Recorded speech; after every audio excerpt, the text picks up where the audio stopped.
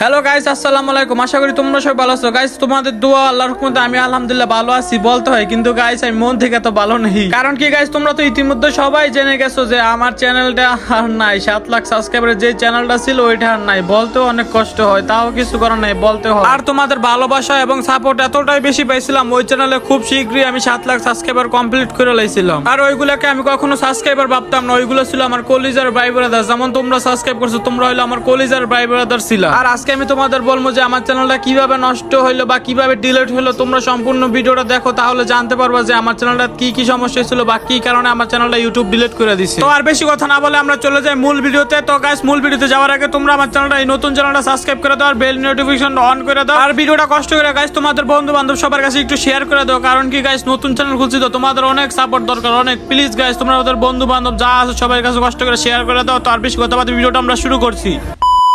তো গাইস, তোমাদের